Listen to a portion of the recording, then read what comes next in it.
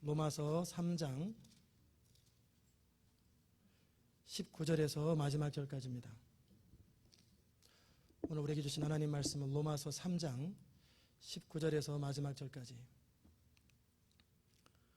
우리가 알거니와 무릇 율법이 말하는 바는 율법 아래 있는 자들에게 말하는 것이니 이는 모든 입을 막고 온 세상으로 하나님의 심판 아래 있게 하려 함이니라.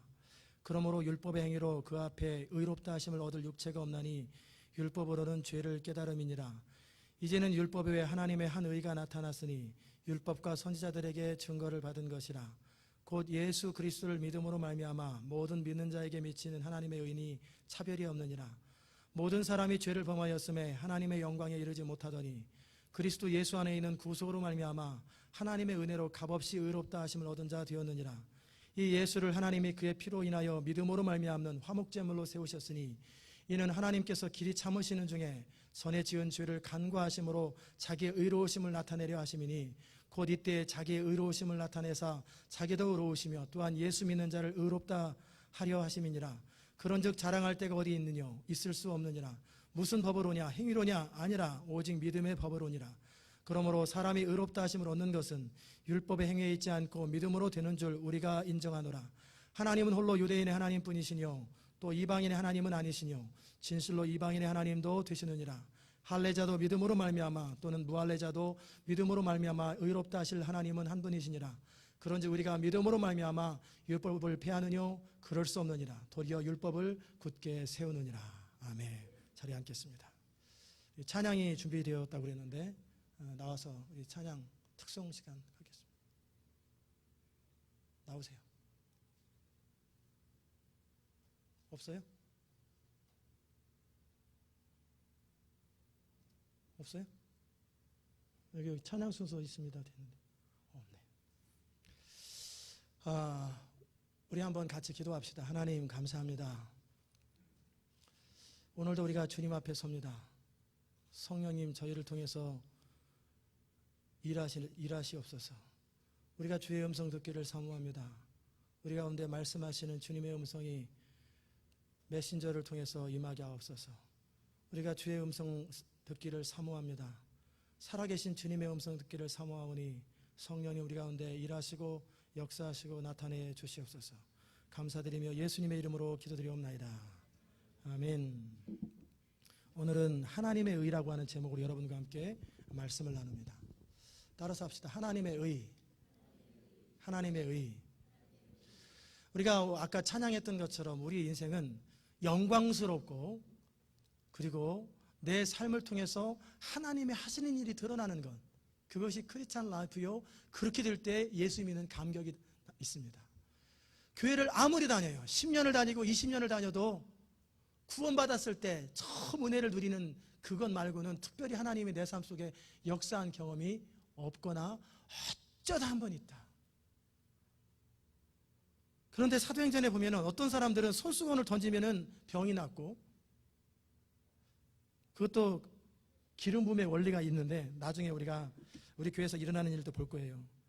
기름 부음이 전달될 때 손수건을 통해서도 전달되고요, 안수함을 통해 전달되고요, 엘리사가 얘기했던 것처럼 지팡이에게 안수해놓고 가서 딱 얹으라면 그 사람이 통로만 정확하게 역할하면 그대로 전달됩니다. 기름 부음이 전달되는.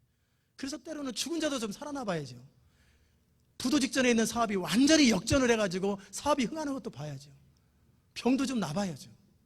그런 것뿐만 아니라 정말 예수 믿고 나니까 집안이 행복해져야지. 남편은 아내를 볼 때 너무너무 사랑스러워요. 이거는 뭐 그냥 머리부터 발까지 나이는 점점 들어가서 쭈글쭈글해지는데 그런 게 안 보여요. 보이더라도 사랑스러워. 아내는 남편을 바라보면서 그냥 특별히 옛날이랑 달라진 게 없는데 너무 존중스럽고 소중하고 귀한 거예요. 서로를 향한 하나님의 기대, 그리고 내가 보는 눈으로 서로를 바라보는 게 아니라 하나님이 보시는 눈으로 형제를 보고 자매를 보고 내 자식을 보고 남편을 보고 그리고 아내를 보기 때문에 그 바라보는 시선에서 주님의 시선이 보이고, 그럴 때 만나는 사람들마다 천국을 누리는 거예요. 왜 저 사람은 저렇게밖에 못 산대? 왜 이렇게 저 사람은 나를 괴롭히려고 이 왼수야, 평생 왼수야? 이게 아니고, 언젠가 그 텔레비 프로에 있더라고요. 사자성어를 하는데 원래 이렇게 종이에 뭐라고 되어 있냐면 네 글자로 글자 맞추는 거예요.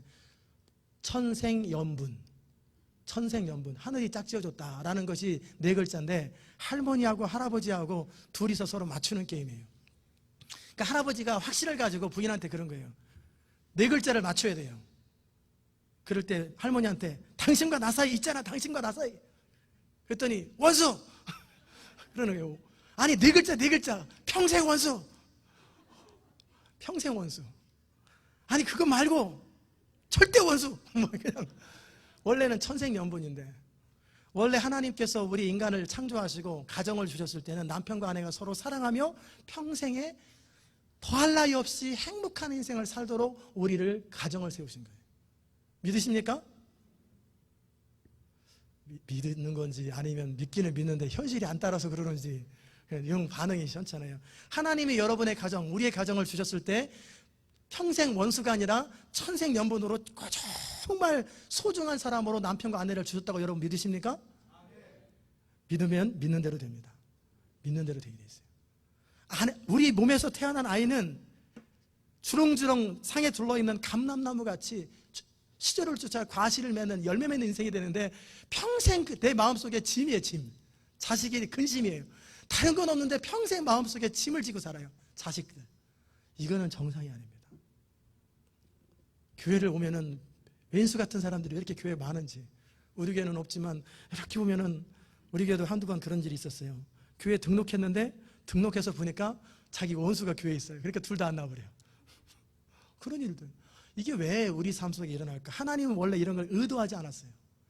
하나님은 우리 인생이 어떻게 되게 원하냐면 우리 인생을 내가 너희를 향한 내 생각은 내가 하나니 재앙이 아니라 소망이요 평안이요 너희 장래에 소망을 주려 함이라. 이게 하나님의 뜻이에요. 아멘이 없으신 분은 하나님의 뜻이 안 이루어질 겁니까? 자, 따라서 합시다. 내가 너희를 향한 내 생각은 내가 하나니, 즉 하나님의 생각은 내가 안다. 재앙이 아니고 평안이요 너희 장래에 소망을 주려는 것이라. 이게 하나님의 뜻인 걸 믿으시기 바랍니다. 하나님은 선하신 분이세요. 하나님은 선하신 분이세요. 하나님은 아름다우신 분이세요. 그 하나님께서 우리 인생을 이 땅에 창조하셨고 이 땅에 보내셨을 때는 괴롭히려고 보낸 게 아니에요. 어떤 사람들은 왜 내 인생은 왜 이렇게 안 풀리는 거야? 도대체 하나님은 어디 있길래 내 인생의 문제를 안 풀어주는 거야? 도대체 하나님은 다른 나라에 계시나 뭐 애틀란타에 안 사시나 뭐 그런 것처럼 인생 문제가 안 풀리는 분들이 계실 거예요. 하나님은 원래 그걸 의도하지 않았어요. 하나님은 우리 인생이 풀리게 되어 있어요. 우리 어떠한 문제도 There is no problem to be God cannot solve it. 그러잖아요. 하나님께서 풀지 못할 문제는 없다고 분명히 말씀하셨고 하나님께서 능치 못하고 해결하지 못할 문제는 하나도 없다고 말씀하셨어요. 그런데 여전히 우리 인생의 문제는 안 풀려요. 교회를 다니고 기도를 해도 안 풀려요. 그리고 금식을 해도 안 풀려요. 성경을 읽고 전도를 해도 인생의 문제가 안 풀려요. 왜 안 풀릴까? 왜 안 풀릴까요? 하나님의 의를 모르고 애써 자기 의를 드러내는 사람들은 인생의 문제가 안 풀립니다. 그러게 여러분이 오늘 하나님의 의, 하나님의 공의, 이 하나님의 의가 무엇인지를 정확하게 알고 있다 하면 우리 인생은 너무나 쉽고 가벼움이라. 우리 주님 분명히 말씀하셨어요. 수고하고 무거운 짐진 자들아 다 내게로 오라. 내가 너희를 쉬게 하리라. 나는 마음이 온유하고 겸손하니 내 멍에를 메고 내게 와서 배워라. 그리하면 너희 짐이 쉽고 가벼움이라. 예수를 믿으면 짐이 쉽고 가벼워야 돼요. 여러분이 지금 인생의 짐이 쉽고 가벼우신 분은 아멘 하시기 바랍니다. 인생이 너무나 잘 풀리고 너무나 형통해가지고 나는 아무 근심도 없고 걱정도 없고 그저 그냥 하루하루가 천국 같고 늘 즐기고 신난다. 그러신 분 아멘 하시기 바랍니다. 그걸 미래를 바라보면서 아멘 하는 건지 진짜 삶이 그래서 아멘 한 건지 모르겠지만 그게 크리스찬 라이프, 그게 정상적인 삶이에요. 근데 안 이루어져요. 왜 안 이루어질까? 한자 성어에 통역이 될는지 모르겠어요. 결자해지라는 말이 있어요. 맺은 사람이, 묶은 사람이 푸는 것. 제가 초등학교 다닐 때 제가 좀 가끔씩 그런 경향이 좀 있어요. 어렸을 때 이렇게 논둑이 있는데 이렇게 그 개울물이 쫙 물이 지나가고 이렇게 옆에 이렇게 뚝이 있어요. 뚝에는 잔디들이 쫙 있고 풀들이 있지요. 그럼 우리들이 거기서 막 뛰어놀아요. 그러면 제가 저녁 때 뭐를 해놓냐면 그 풀을 묶어 놓습니다. 중간중간에. 그리고 우리 달리기 하자 해가지고 중간중간에 묶어놓고 달리기를 시키고 저는 그 장소를 어딘지 기억되다가 펄떡펄떡 뛰어나가는 거예요. 그래서 애들을 넘어뜨려요. 그러다가 어느 날은 무심코 제가 지나가다가 거기 넘어져가지고 제가 쿵 꼬라지면서 옆으로 굴렀어요. 그리고 나서 제가 뭐 했겠어요? 잘라버렸습니다. 이거는 있어서는 안 되겠다. 그게 뭐냐면 맺은 사람이, 묶은 사람이 풀르는 거예요. 우리 인생이 안 되면 왜 안 되는지 근본적인 원인을 파악하고 그 원인을 해결할 때 우리 인생의 문제가 풀리는 거예요. 그런데 우리 인생이 왜 안 될까? 케이스마다 다 다르지만 그러나 공통적인 원리가 있어요. 공통적인 원리, 우리 인생이 잘 되는 원리가 있어요. 그게 뭐냐면 하나님이 맨 처음 창조한 사람이 누굽니까? 잘 모르세요? 영어로 해드릴까요? 하나님이 맨 처음 만드신 분이 사람이 누구예요? 아담. 그리고 그 부인은 누구죠? 하와. 뭐 다른 트릭은 없어요. 그냥 아담이냐 하와냐 그거예요. 그런데 아담과 하와가 하나님이 창조하셨을 적에 어떻게 창조하셨냐면 모든 풍성함을 누리고 너는 땅을 다스리고 정복하라. 너는 생육하고 번성하여 땅을 다스리고 정복하라. 그것이 하나님께서 아담에게 의도하셨던 거예요. 지금도 만약에 우리가 아담이 타락하지 않았다면 이 땅은요, 전 세계 인구가 100억이 된다 할지라도 어떻게 해요? 모든 사람이 먹고 사는 일에 걱정이 없고 풍성하게 살게 되어 있어요. 그런데 아담이 타락한 이후로 인간은 자기 스스로 자기가 주인이 되어서 하나님의 뜻을 거스릅니다. 우크라이나 지역에, 그 구소련 지역에 우크라이나라는 지역이 있어요. 거기가 땅이 흑토입니다. 까만 흙이에요. 그 농사가 얼마나 잘 되는지 거기서 나는 곡물을 소비에트 연방 그 전체로 나눠줘도 다 먹고 살 만큼 부족함이 없도록 그 땅이 그렇게 비옥한 땅이었어요. 그런데 소련은 그렇게 하지 못하고 미국에게 식량을 원조받아 살아갑니다. 그 당시 때, 지금도 그러는지 모르겠지만 그 당시 때 식량을 원조하며 살아가요. 왜 그렇게 많은 자원을 가지고 있고 그렇게 많은 땅을 가지고 있고 좋은 땅을 가지고 있는데 왜 그럴까? 하나님의 원리를 어겼기 때문에 그래요. 하나님은 뭐라고 말씀하셨냐면 매 7년마다 땅을 쉬게 해야 된다. 땅을 쉬게 해야 된다 그러는데 땅을 쉬게 하지 않습니다. 왜? 쉬면 누가 그 땅을 어떻게 하겠어요? 그러니까 그냥 계속 땅을 돌리는 거예요. 그러니까 몇십 년이 지나가니까 땅이 점점 황폐해지는 거예요. 그러니까 거기다가 비료를 주는 거예요. 비료를 주니까 어떻게 돼요? 잠시 또 곡식물이 잘 자랍니다. 그런데 점점 케미컬 그 비료를 주니까 나중에 땅이 황폐해져가지고 이제 우크라이나 지역 사람들조차도 먹고 살기 힘들어요. 근데 만약에 요셉 같은 사람이 또는 저 같은 사람이 아이디어를 딱 내가지고 이렇게 했으면, 저는 그 얘기 들었을 때 이러면 좋을 텐데, 우크라이나 땅을 7등분을 해가지고 1년에 한 번씩 한 7분의 1을 쉬게 하는 거예요. 계속 돌려가면서 쉬면 될 텐데, 그러면 1년에 7년마다 한 번씩 한 땅이 쉬어지고 그럼 그 다음 땅은 일하고 계속 하면은 계속 풍작을 누릴 텐데, 근데 사람의 욕심이라는 게 그렇게 하지 않아요. 그러니까 세븐일레븐 해가지고 일주일 내내 일하잖아요. 사람은 원래 일주일에 하루는 쉬게 돼 있어요. 하루를 쉬어야 정상적인 활동을 하게 되어 있고 그게 가능한 거예요. 그런데 돈 번다고 돈 더 벌 것도 아닌데 아침부터 저녁까지 일하고 일주일 내내 7일 동안 일해요. 그러니까 몸은 몸대로 축나고, 그리고 어떻게 해요? 돈을 벌었느냐? 고생만 했지 돈 번 게 하나도 없어요. 돌아보면 먹고 산 거밖에 없어요. 몸 축난 거밖에 없어요. 나중에 50이 넘어가고 그러면 이제 어이구 50견이라는 말이 성경에 없는데 괜히 지어내가지고 50견이라는, 50살 되면 어깨가 아프다는 게 50견이에요. 근데 성경에 50살 되면 어깨가 아프리라 그런 말 하나도 없고요. 45살이 넘어가고 47살이 넘어가면은 눈이 안 보여서 안경을 써야 된다. 그리고 멀리서 책을 볼 적에 멀리서 봐야 보인다. 이런 말이 성경에 어디 있어요? 그런 말 없단 말이에요. 그런데 전부 다 눈이 나빠져가지고 여기 봐도 거의 3분의 1이 안경을 쓰고 있고 이렇게 보고 멀리서 봐요. 이게 성경적이지 않은 거예요. 성경에는 45 넘어가면 눈이 나빠져야 된다 그런 말이 없어요. 그런데 이 땅에 왜 이렇게 가난이 있고 질병이 있고 이 땅에 갈등, 인간의 어떤 서로 수고와 싸움과 슬픔이 있냐면 아담이 범죄함으로 이 땅이 저주를 받아서 그래요. 아담이 범죄함으로 이 땅이 저주받아서 그래요. 저주받은 땅에 살고 있기 때문에 그러는 거예요. 이 저주를 풀 수 있는 방법이 있는데 그게 뭐냐면 로마서 8장에 하나님의 아들들이 나타나야 돼요. 피조물이 허무한데 굴복하는 것은 자기 뜻이 아니에요. 인간 때문에, 원래 인간이 세상을 다스리고 정복해서 아담이 모든 동물들의 이름을 짓고 그랬는데 아담과 사람들이 땅을 다스려야 되는데 이 사람이 땅을 다스리지 못하니까, 동물들을 다스리지 못하니까 사단이 사람들의 이기심을 통해 다스리니까 어떻게 돼요? 원래는 사자 앞에 가도 사자가 사람한테 꼼짝 못하게 됐는데 사자가 인간을 물어주게, 너 때문에 내가 이렇게 고생한다. 그리고 뭐 킬링피쉬 해가지고 상어가 막 사람도 죽이고 조그만 고기가 사람도 잡아먹고, 원래 모든 만물들은 사람 앞에 꼼짝 못하게 돼 있어요. 강아지도 원래 꼼짝 못하게 돼 있고 개도, 불독도 꼼짝 못하게 돼. 이게 하나님의 통치 질서인데 이제 동물들이 반항을 하는 거예요, 사람들한테. 그리고 막 물고 덤벼요. 뭐 코끼리한테 밟힌 사람, 뭐 곰한테 죽인 사람, 개한테 물어 죽인 사람 얼마나 많은지 몰라요. 물론 사람한테 죽은 사람은 더 많지만. 이게 왜 그러냐?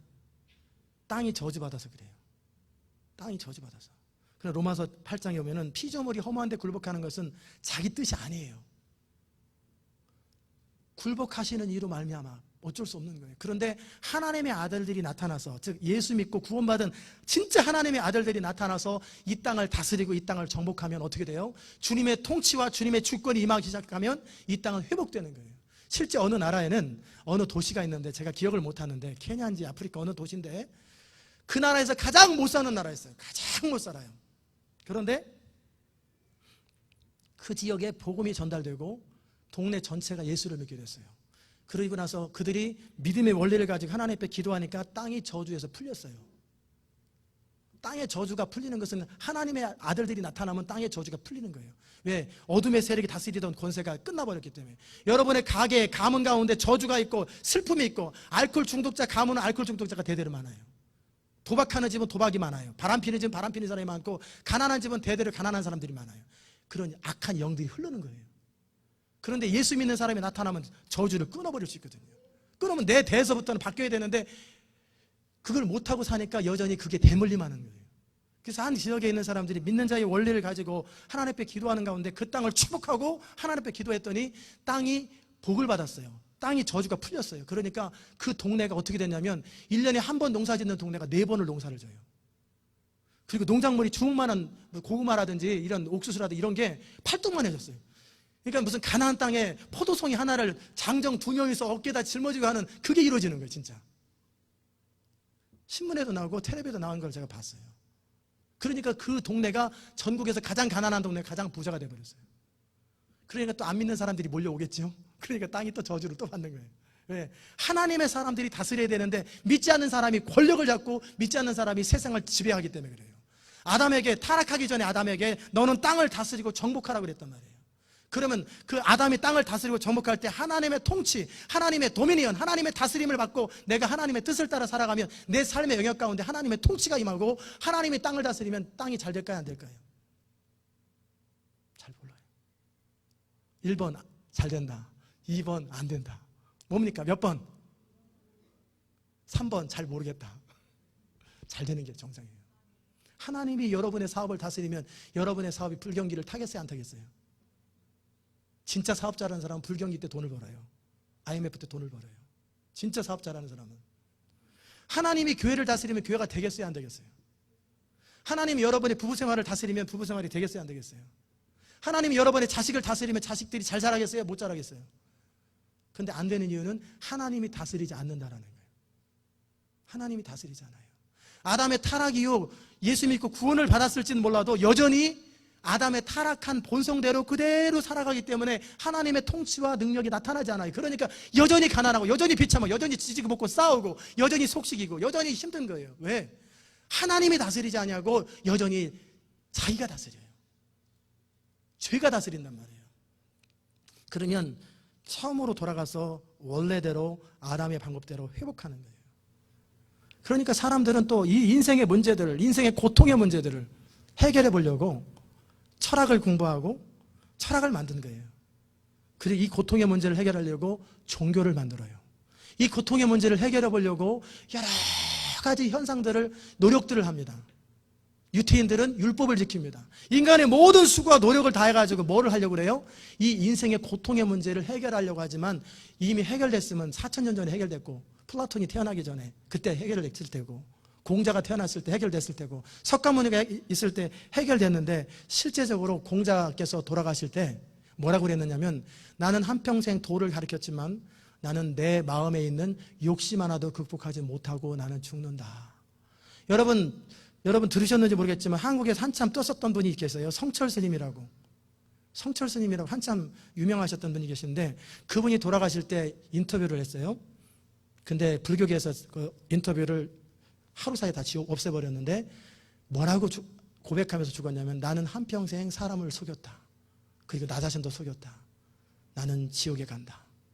그리고 죽었어요. 그러니까 그거를 언론에 보도되면 큰일 나잖아요. 불교계가 무너지니까 하루 만에 딱 통제해버린 거예요.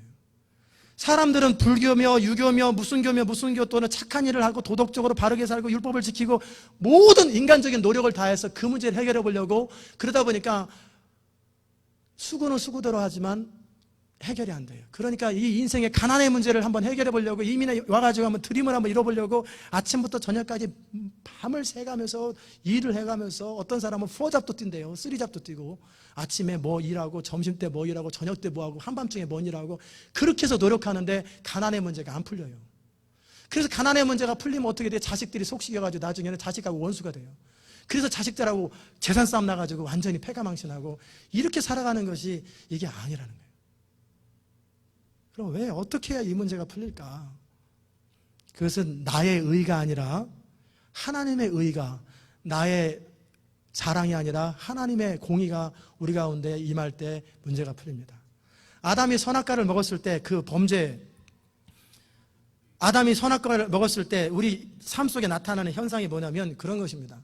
아담이 선악과를 먹은 것은 선과 악을, 옳은 것과 그른 것을 하나님이 판단해 주지 아니하고 내가 판단하는 거예요.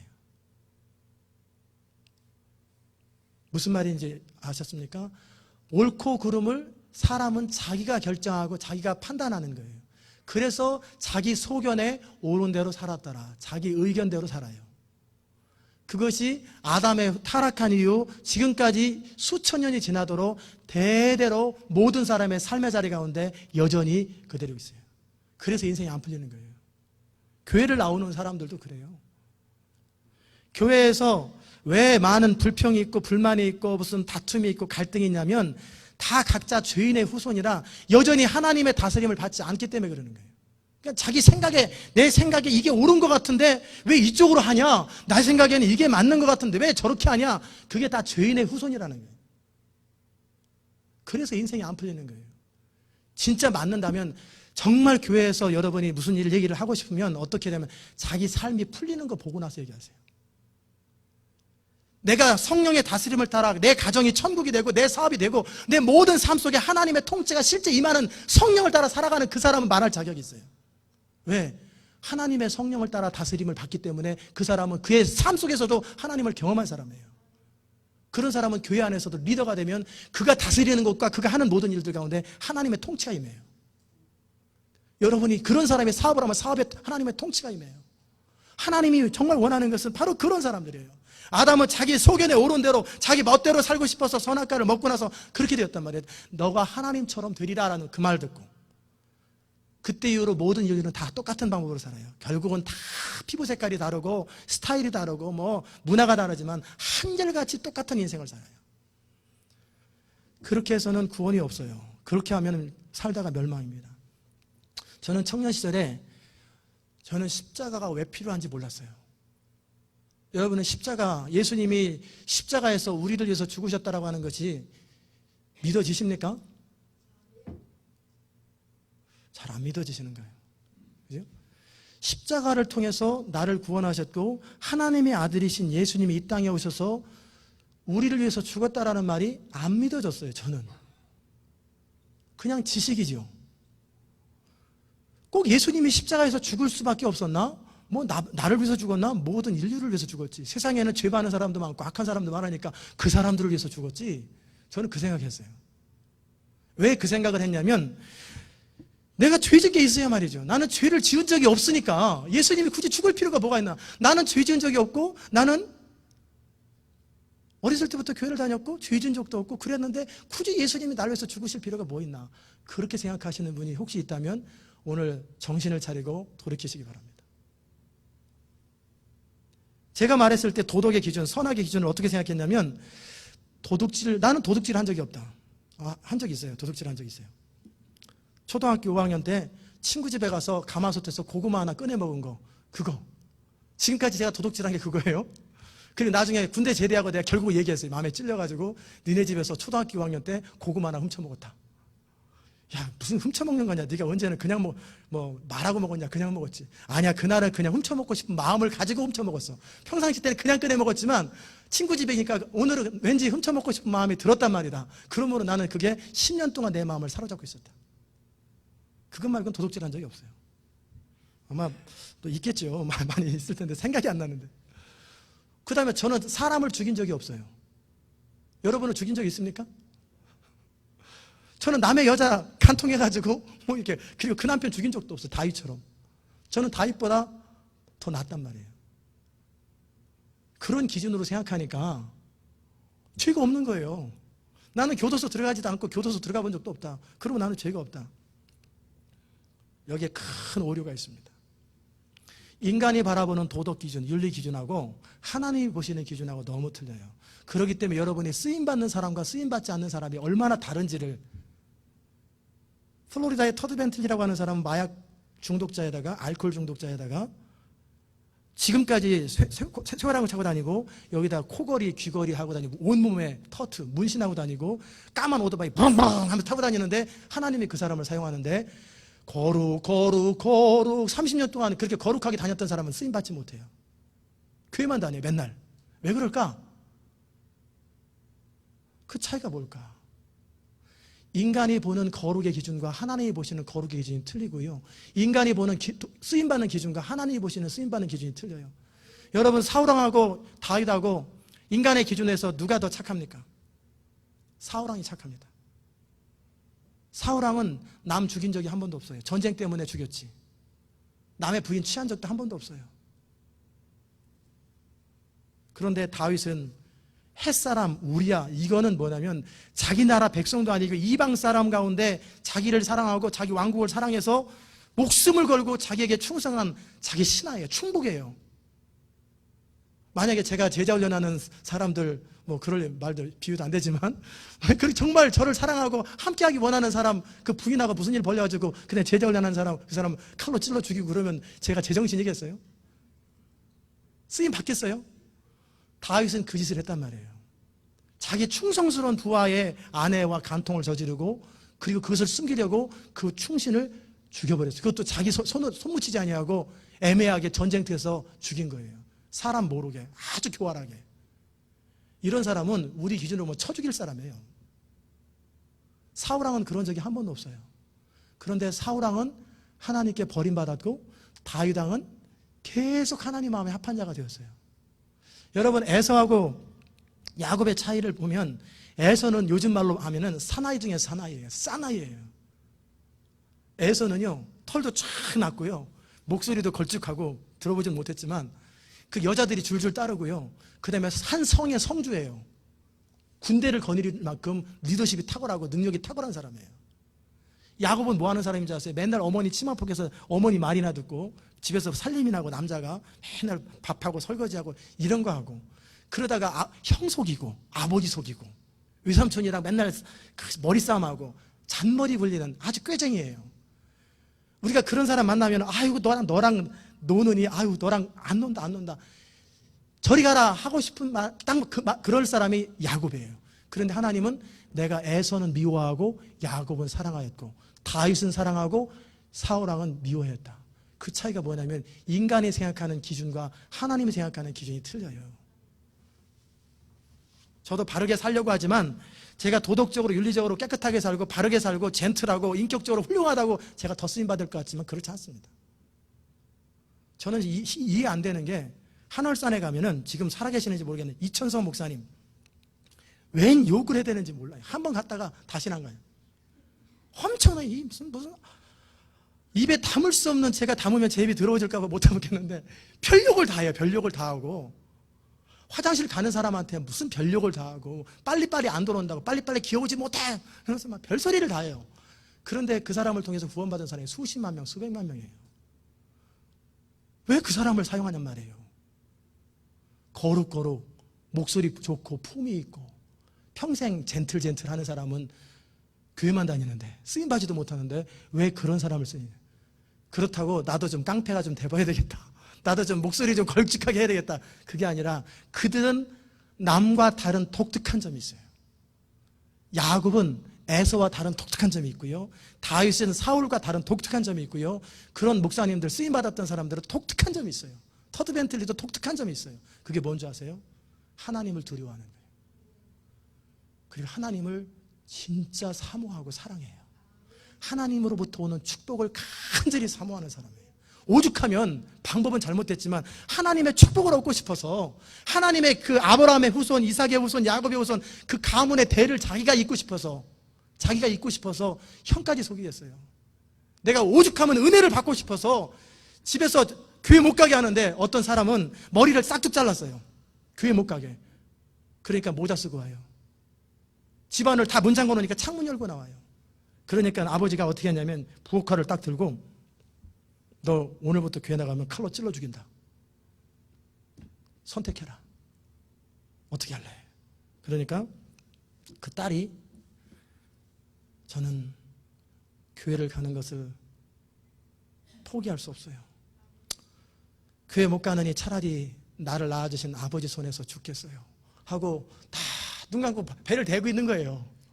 그러니까 이 딸을 보면서 질려가지고 칼을 탁 놓으면서, 그래, 네 다니는 교회 다음 주에 나도 좀 같이 가자, 나도 좀 같이 가자. 그래서 아버지를 구원했다는 거예요. 남다른 하나님을 향한 열정이 있어요. 다윗 왕은 내가 하나님 전에 문지기가 되어도 좋사오니, 그리고 다윗 왕이 범죄하고 나서 회개하면서 한 가지 기도를 했어요.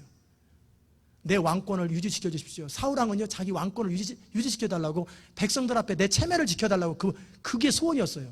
근데 다윗 왕은 왕이고 뭐고 상관없어요. 주의 신을 내게서 떠나게 하지 마소서. 나는 주의 성령이, 주의 신이 내게서 떠나면은 나는 대책이 없습니다. 한 가지밖에 소원이 없는 사람이에요. 하나님밖에 소원이. 그는 그토록 하나님을 추구했던 사람이에요. 야곱도 하나님을 추구하고, 터드 벤틀리가 웨스인 받는지 몰랐는데, 제가 3일간인가 나흘인가 거기 있으면서 느꼈던 게, 정말 하나님의 임재를 사모해요. Presence of God. 하나님의 임재를 너무너무 사모해요. 그래서 하나님이 쓰시는구나. 하나님의 임재가 없이는 차라리 죽고 싶대요. 하나님의 임재가 없는 예배를 드리니 차라리 나는 예배를 포기해버리겠다. 여기서 데려가십시오. 그 정도로 하나님의 은혜를 사모하는 사람들이에요. 하나님의 은혜를 사모하는 그런 사람들은 특별한 게 있어요. 그래서 하나님이 그 사람이 결점이 있고 부족함이 있고 모자라는 게 있고 세상으로 비난을 받아도 상관없어요. 하나님의 은혜를 사모하고 임재를 사모하기 때문에. 그 공통적인 특징이 뭐냐면, 내 삶 속에 하나님이 나의 로드요, 하나님이 나의 주인이시요, 나의 모든 것이라고 하는 고백이 있는 사람들이에요. 아담이 타락하고 나서 첫 번째 일어나는 게 하나님을 피합니다. 그리고 자기 스스로 바벨탑을 쌓고 자기 스스로 자기 삶의 대책을 수립하는 사람이었다면, 다시 하나님께로 돌아갈 때, 예수 그리스도로 말미암아 하나님께 돌아갈 때 사람의 특징, 구원받은 사람의 특징은 나의 힘과 노력과 애씀으로 살아가지 아니하고 오직 하나님의 은혜로 살아가고 하나님의 능력으로 살아가고 하나님의 공급하신 힘으로 살아가기를 원하고, 나의 명예는 땅에 떨어져도 하나님의 명예가 올라가면 나는 좋습니다라고 하나님을 위해서 목숨을 거는 사람들이에요. 그런 사람이 쓰임받는 거예요. 골리앗에게 이스라엘 백성들이 모독을 당하고 하나님의 일이 모독당해도 사울왕은 가만히 있잖아요. 전략적으로 손해가 되니까 가만히 있어요. 그러나 소년 다윗은 가만히 안 있어요. 내가 죽더라도 가서 죽겠다라는 거예요. 그리고 막대기 하나 들고 몽둥이 하나 들고 그 물매 들고 가서 싸우자고 덤비는 그 다윗의 중심은, 내가 워낙 물매질을 잘하니까 이길 수 있다, 이게 아니라 하나님의 영광을 모독당하는 걸 나는 견딜 수 없다. 하나님의 영광이 모독당하는 걸 난 견딜 수 없고 나는 차라리 죽는 한이 있어도 내 귀에 저런 소리가 들리는 걸 원치 않는다. 이 정도의 각오가 있는 거예요. 여러분 안에 그런 열정이 있습니까? 하나님 앞에서, 교회에서 사람들이 하나님의 이름을 모독하고 하나님의 교회를 모독해도 여러분이 그때 목숨 걸고 사람들이 따돌릴 생각하고 사람들이 여러분을 비난해도 그럼에도 우뚝 서서 그건 틀립니다. 정확하게 말할 수 있는 능력이 있어요. 그냥 사람들이 왜냐면 쫓아다니고 이 사람이 이렇게 말하고 이렇게 쫓아다니고 그래서 쓰임받지 못하는 거예요. 줏대가 분명하고 천만인이 나를 둘러 진친다 할지라도 내가 하나님 앞에 떳떳하면 앞으로 가는 거예요. 주님 명하시면 가는 거예요. 그날 죽는 한이 있어도 그 자리에 죽는 거예요. 이게 하나님을 향한 열심이에요. 이런 사람들이 하나님 앞에 쓰임받는 거예요. 믿으십니까? 그리고 내 삶의 모든 필요를 하나님이 다스리신다고 믿는 거예요. 이게 하나님의 의. 내가 내 스스로 힘으로 율법을 지킬 수도 없고 내 스스로 힘으로 도덕적으로 선할 수도 없고 하나님 앞에 천국 가려면 어떻게 천국 가냐면 둘 중에 하나예요. 여러분이 선택하시면 됩니다. 하나는 성경 말씀을 100% 지키는 거예요. 한 번도 나쁜 생각 해본 적이 없고 한 번도 누구를 미워해 본 적도 없고 한 번도 입에서 욕 나온 적이 없고 완전하게 100만 번 잘하고 1000만 번 잘해도 한 번만 잘못하면 지옥 갑니다. 완벽하게 지켜야 돼요. 성경을 100% 완벽하게 지키면 천국 갈 수 있습니다. 그러든지 그럴 수 없으면 내 대신에 예수 그리스도께서 나를 위해서 죽어주셨다는 사실을 받아들이고 그분의 의를 나의 의로 삼고 그분의 세크리파이스를 나에게 받아들이는 거예요. 나는 구원받을 자격이 없고 나는 천국 갈 자격이 없는데 그리스도께서 나를 위해서 죽어주셨기 때문에 내가 그 은혜로 말미암아 구원을 받습니다. 이것이 중심에서 고백되어지는 사람들의 구원받는 거예요. 그런 사람들은 누구를 자랑하겠어요? 십자가만을 자랑하는 거예요. 멋모르는 사람들이 자기 자랑을 합니다. 교회 안에서도 멋모르는 사람이 큰 소리치고 멋모르는 사람이 자기 자랑을 해요. 그런데 사도 바울이 멋모를 때는 자기 똑똑한 거 자랑했어요. 내가 가말리알의 문화생이고 나는 가문은 베냐민 집하고 요즘식으로 얘기하면 나는 하버드 출신이고 나는 케네디 가문이고 나는 모든 율법을 지키는 열심에 흠이 없고 내 생각으로는 성경을 어긴 적이 한 번도 없다. 이 정도 완벽한 사람이에요. 멋모를 때는 그걸 자랑하고 다니는 거예요. 그러니까 감히 스데반이라고 하는 친구가 자기가 모독하는 예수 그리스도가 구세주라고 하니까 스데반 죽여라 그런 거예요. 자기 생각이 절대적으로 옳은 거예요. 그런데 그가 예수님을 만나고 나서 깨지기 시작하잖아요. 그리고 나이가 들어가면서 그가 은혜를 계속 체험해가면서 그가 바뀌기 시작해요. 한때는 사도행전 17장에 보면은 아테네 철학의 도시 아테네에 가서 복음을 전하는데 그 사람이 철학적으로도 얼마나 뛰어났는지 아테네에 있는 모든 철학가들을 다 이겨요. 말로 다 이겨요. 그들이 알고 있는 것보다 더 많이 알고 있고 대답까지 다 알고 있어요. 그리고 그들을 말로써 다 이겨버려요. 그 정도로 변론이 탁월한 사람이에요. 사도 바울만큼 똑똑한 사람은 그 위에 거의 없어요. 그 정도 탁월한 사람이에요. 그런데 아테네 가서 그렇게 하고 나니까 뭐예요? 사람들이 꼼짝 못하고 다 말싸움에서 졌어요. 그러니까 다음에 다시 한번 해보자 그러고 또 갔어요. 예수 믿는 사람이 별로 없어요. 그리고 사도 바울이 그때 깨달은 게 내가 다시는 말재주로 복음 전하지 않겠다. 다시는 내 지혜와 말잘함과 내 학문과 내 경험을 말하지 않겠다. 오직 십자가와 성령의 나타남과 나의 약함만을 자랑하겠다. 그 사도 바울이 그때서부터 인생관이 바뀌어버린 거예요. 자기는 정말 설교도 잘했고 변론도 잘했는데 한 사람도 안 와요. 몇 사람밖에 안 와요. 평상시에 그 많은 사람이 주께로 돌아와야 되는데 효과가 없는 걸 보고 오직 나의 약함과 십자가만을 자랑하고 말의 능함이 아니라 성령의 나타남과 능력으로만 난 복음을 전하겠다. 이게 바울의 열심이었어요. 그러니까 그가 세월이 지나가면서 바울은 나의 의는 이것뿐 예수의 피밖에 없네. 나는 죄인 중에 괴수로요. 난 만물보다 가장 더러운 만물의 찌꺼기입니다. 내가 가장 악한 사람이고 가장 더러운 사람이고 가장 패역한 사람입니다. 그러니까 사도 바울은 그것만을 그러기에 나의 의는 하나도 없습니다. 나의 의로움은 my righteousness는 더러운 옷 같아가지고 부정하다는 거예요. 만물의 찌꺼기와 같고 배설물 같다라는 거예요. 그러기에 십자가만을 자랑하고 그리스도의 은혜만을 자랑하는 것, 이게 바울이 시간이 가면서 바뀌었던 모습이에요. 저는 여러분이 바로 그런 사람 되시기 바랍니다. 멋모르고 괜히 교회에서 설치지 마세요. 뭐 아는 것처럼 여러분이 누구를 가르쳐가지고 제가 다른 사람을 가르쳐서 사람 변화를 되는 줄 아세요? 변화 안 됩니다. 우리 가르침으로 변화되는 거 아니에요. 우리가 뭐 한다고 해서 뭐 달라지는 거 아니에요. 모든 프로그램과 모든 방법들을 다 동원해도요, 하나님의 교회가 부흥하느냐? 부흥하지 않아요. 부흥해도 겉으로 양적으로 부흥할지 몰라도 진짜 사람들이 회개하고 변화되고 하나님께 헌신하는 건 안 됩니다. 오직 그것은 성령의 나타남과 능력만이 가능해요. 성령의 나타남과 능력이 드러나기 위해서는 어떤 일이 일어나야 되냐면 나의 의를 부정해야 돼요. 나의 의를 배설물처럼 부정하고 하나님의 의만을 자랑하는 거예요. 그래서 예수님이 나를 위해서 십자가에 달려 죽으셨구나. 나는 도덕적으로 경찰서에 잡혀간 적도 없고 나쁜 짓 하나도 없는데 진짜 죄가 뭔지 아세요? 어떤 것 때문에 내가 3일 동안 울면서 회개했냐면, 여러분이 이 말씀을 드리고도 회개하지 않는다면 여러분은 강팍한 사람이에요. 은혜가 필요한 사람이에요. 제가 3일 동안 울면서 정말 침상이 벽에가 다 적시도록 울었던 게 뭐냐면, 3일 동안 나는 내 인생을 내 것처럼 내 마음대로 살았다라는 거예요. 내가 주인 되어서 내가 하고 싶은 대로 살고 내가 가고 싶은 대로 갔고 내 인생을 내가 플랜을 짜고 내가 계획하고 내가 원하는 대로 살았다라는, 이게 죄 중에 가장 큰 죄라는 거예요. 이게 가장 큰 죄예요. 이걸 가지고 3일 내내 울었어요. 나는 다른 것이 죄인 줄 알았더니 이게 모든 죄의 출발이구나.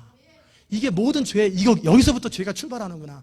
하나님의 뜻을 무시하고 하나님의 음성을 무시하고 하나님의 성령을 무시하고 아담이 자기 마음대로 자기 속에 옳은 대로 사니까 그 결과들이 자기 나름대로 선하게 사람들 얼마나 악한지 아세요? 미국에 가끔 그런 사람 뽑나 봐. 1년에 한 번인지 몇 년에 한 번씩 Great American이라고 뽑아요. 근데 한 사람이 그해 Great American이 되었어요. 정말 멋있는 사람. 고아원 원장이었고요. 그리고 많은 사람들에게 칭찬을 받고 인정을 받는 사람이었어요.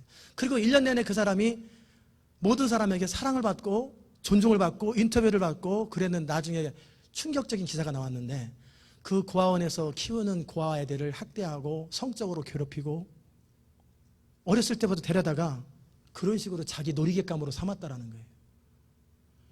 이 사람이 그레이트 아메리칸이에요. 겉으로 보기에 선하고 겉으로 보기에 근사해도 그 속은 더럽고 추악한데 모르는 거예요. 사람들은 겉만 봐요. 만물보다 부패하고 심히 더러운 것이 사람의 마음인데 깨닫지를 못해요. 이걸 누가 알리요? 그러기에 인생의 가장 큰 죄는 뭐냐면 도둑질, 살인죄가 아니라 죄의 결과예요. 진짜 죄는 하나님을 떠나 자기 마음대로 살아가는 죄예요.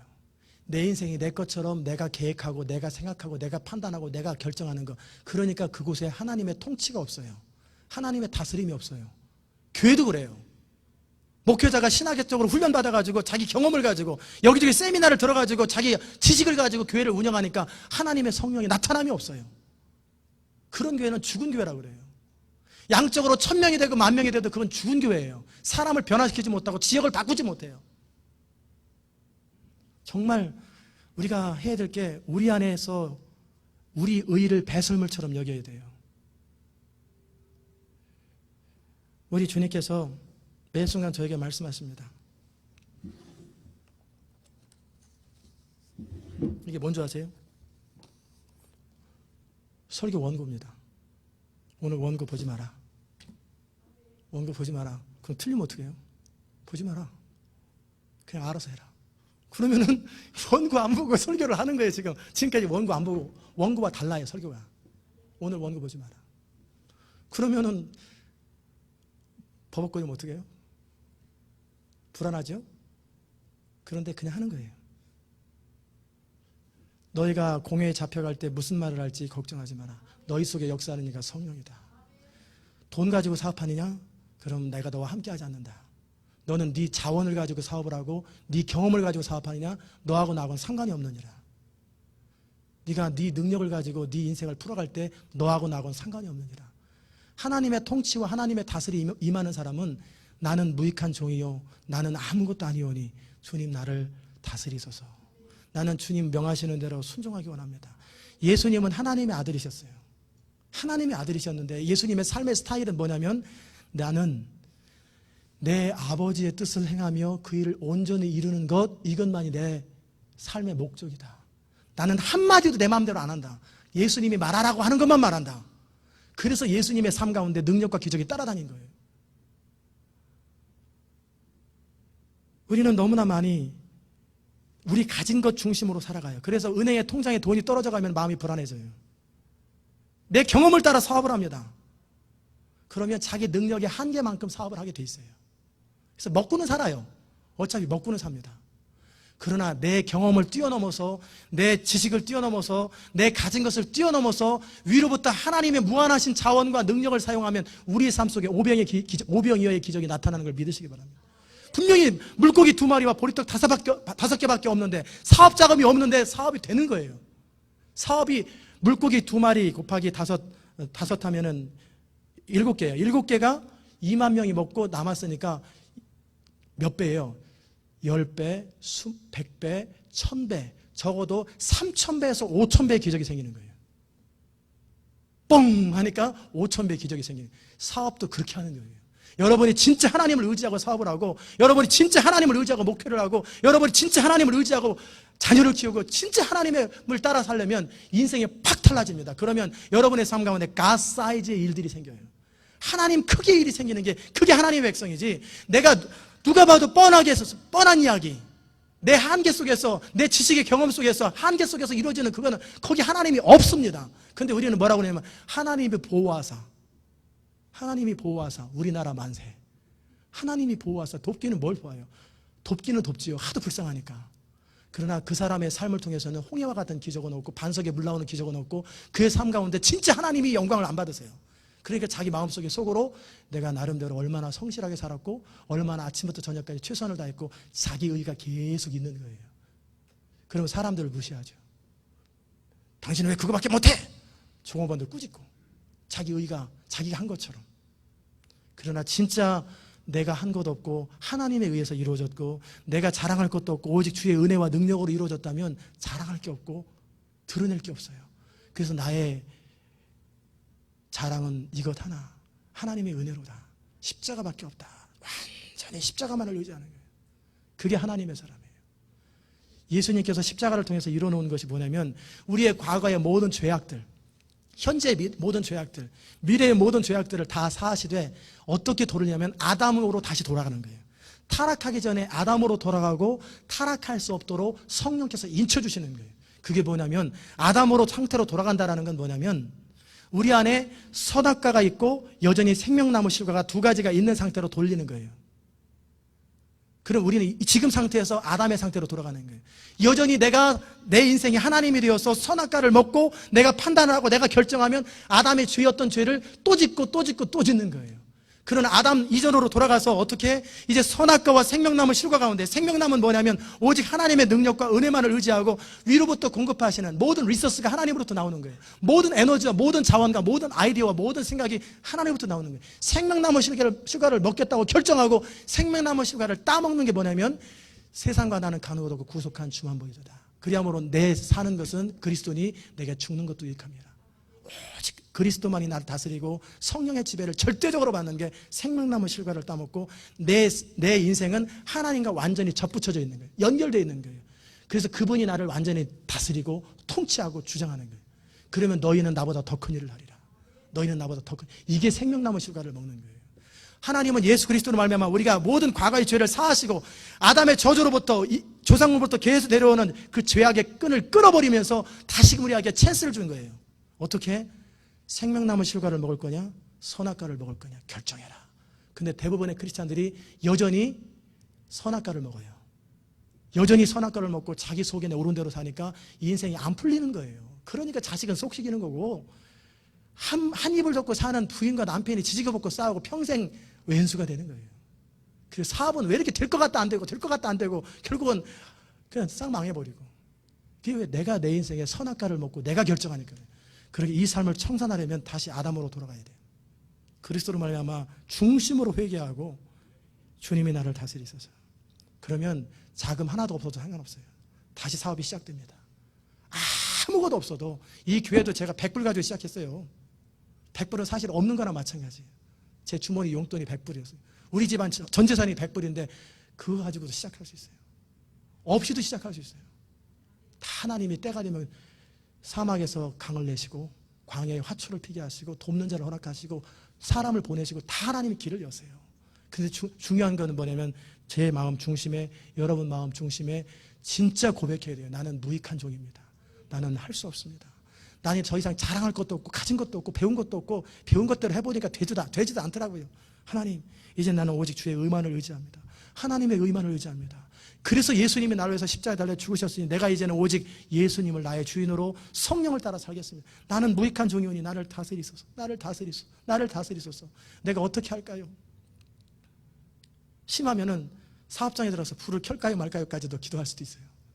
작은 것부터 큰 것까지 모든 것을 바라보고 기도하는 거예요. 그런데 어느 날은 불 켜지 마라, 그럴 수도 있거든요. 어떤 사람이 폭파장치를 해가지고 불 켜면은 폭파될지 어떻게 알아요? 그럴 때 때로는 불도 켜지 마라, 그럴 수도 있어요. 그러니까 매 순간 범사의 여호와를 인정하면서 주님을 신뢰하면서 주님이 다스리는 대로, 그러면 어떤 일이 생기냐면 그렇게 내 인생의 이니셔티브, 주도권을 하나님께 양도하면, 맡겨드리면 이제 그분이 진짜 우리를 통해서 다스리는 거예요. 그럼 주의 주권과 주의 통치가 임하는 거예요. 이 교회 가운데 제가 계속 꿈꾸고 계속 원하는 게 뭐냐면 사람이 의견이 필요 없는 교회예요. 저는 사람의 의견, 사람의 주장, 다른 교회 전통, 다른 교회 경험 다 배설물처럼 여기는 거예요. 저도 장로교회에서 40년을 살았어요. 모든 전통 경험들을 제 의도적으로 버리려고 노력합니다. 오직 이 교회는 하나님의 통치와 하나님의 다스림과 하나님이 정말 이끄시는 그런 교회, 성령으로 말미암아 이끌어지는 그런 교회가 될 때 이 교회가 세상을 바꾸지, 그저 뻔한 교회, 다른 교회랑 잘 나가는 교회랑 똑같은 교회 돼가지고 그러면 그 교회가 세상을 바꾸죠. 수십만 명 되는 교회가 세상을 바꾸지 왜 작은 교회가 세상을 바꿉니까? 이 세상에 필요한 교회는 어떤 교회냐면 진짜 하나님의 성령이 다스리는 교회, 하나님의 통치가 임하는 사람들, 하나님의 통치, 하나님의 다스림이 이 교회 가운데, 여러분의 사업 가운데, 여러분의 개인 가운데 진짜 임하는 거예요. 그런 사람이 누룩처럼 퍼져가는 거예요. 그런 사람이 세상을 바꾸는 거예요. 믿으십니까? 저는 그런 교회를 만드는데 죽어도 타협 안 합니다. 제 목에 칼이 들어도 타협 안 합니다. 저는 그런 교회를 만들 거예요. 그래서 하나님이 정말 역사하는 교회, 하나님이 정말 일하시는 교회, 여러분 삶 속에서 맨날 먹고 사느라고 애쓰는 게 아니라 하나님이 실제 다스리는 거예요. 이 교회에 오면은 모두가 그 하나님을 자랑하고 감사하고 찬양하고 나의 의는 이것뿐 예수의 피밖에 없네. 오직 예수만을 드러내고 하나님의 영광만을 드러내고 그렇게 축제 같은 그런 교회. 저는 그런 교회를 꿈꿔요. 그런 교회가 안 되면 저는 목회 포기할 거예요. 차라리 혼자 살 거예요. 혼자. 가족들하고 저 산속에서 농사지면서 혼자 사는 게 나아요. 이 땅에서 그런 선교제 가도 그게 안 되고 어느 지역에도 안 되면 목회는 해서 뭐예요? 나 혼자나 잘 살아야지. 그러나 하나님은 분명히 말씀하셨어요. 우리 가운데, 이 교회 가운데 하나님의 통치와 하나님의 영광이 임하는 거예요. 정말 우리의 사업 가운데, 우리 가정 가운데, 우리 개인의 가운데 하나님의 통치가 임하는 거예요. 그러면 하나님이 일하십니다. 하나님의 리소스, 하나님의 자원, 하나님의 능력이 우리를 통해서 일하십니다. 제가 지금 계속 하는 게 뭐냐면 힘 빼는 작업을 하고 있습니다. 힘을 빼려고 그러는데 자꾸 힘이 들어가요. 하나님이 사용하려고 자꾸 힘이 들어가니까 아직 힘이 덜 빠졌어요. 그래서 그냥 완전히 힘이 빠지면은 주님이 마음껏 저를 통해서 일하시는 거예요. 그러면 이 교회 가운데 성령의 나타남과 능력이 쏟아지기 시작해요. 여러분의 사업과 여러분의 가정 가운데 성령의 나타남이 쏟아지는 거예요. 그게 하나님의 의예요.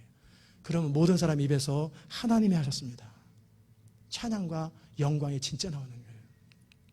하나님께서 십자가를 통해서 하시는 일이 바로 그 일이에요. 아담의 타락함 이후로 비참하고 초라하고 가난하고 병든 인생들을 예수 그리스도로 말미암아 구원시키셔서 하나님의 자녀 삼은 다음에 이제 아담의 이전으로 회복해서 다시 한번 기회를 주는 거예요. 너희가 영으로서 몸의 행실을 죽이며 살리니 무릇 하나님의 영으로 인도함을 받는 그들이 곧 하나님의 아들이라. 즉 성령을 따라 생명나무 실과를 먹으면서 성령을 따라 살기 원하고 하나님의 음성을 듣고 살기 원하고 하나님 앞에 자기를 쳐서 복종시키는 것. 그러게 내일이 메모리얼 데이인가 내일이 레이버데이인데 오늘 교회 나왔잖아요. 빠진 사람도 있는데 성령을 따라 사는 거예요. 그것이 몸에 밴 사람들, 그런 사람들을 통해서 나의 영광을 나타낼 것이고 나의 이름을 드러낼 것이고 나의 능력을 보이리라. 그게 하나님의 도미니언이에요. 하나님의 통치예요. 그게 하나님의 공의예요. 저는 여러분과 저의 삶 속에 그런 축복이 넘치시기를 주의 이름으로 축원합니다. 기도하십시다. 하나님 아버지 감사합니다. 오늘도 주님 앞에 섰습니다. 오늘도 주님 앞에 섰습니다. 우리가 우리 의를 자랑하고 우리 가진 것을 자랑하고 경험을 자랑하고 지식을 자랑하고 그렇게 살아본들 그저 우리 한계 안에서 살 수밖에 없는데, 아니면 하나님을 대적하고 하나님의 원수밖에 될 수 없는데 우리로 하여금 다시금 하나님의 통치와 다스림을 주시고 우리로 새롭게 살 수 있는 귀한 은총을 주시니 감사합니다. 하나님, 이제는 예수 그리스도로 말미암아 구원받아 하나님의 자녀가 된 우리는 이제는 다시는 선악과를 먹지 말고 내 소견에 오른 대로 내가 결정하고 판단하지 아니하고 오직 생명나무 실과를 먹고 성령의 다스림을 따라 영으로서 몸의 행실을 복종하며 자기 생각과 모든 경험들을 쳐서 복종시키고 오직 성령이 말하게 하시는 대로, 성령이 이끄시는 대로 그렇게 목회를 하고 그렇게 사업을 하고 그렇게 자녀를 키우고 그렇게 내 삶 속에 모든 관계들이 이루어져 갈 수 있도록, 그래야 이 교회 가운데, 우리 사업장 가운데, 우리 인생 가운데 하나님의 통치가 임할 수 있도록 은혜 베풀어 주시옵소서. 감사드리며 예수님의 이름으로 기도드리옵나이다. 아멘.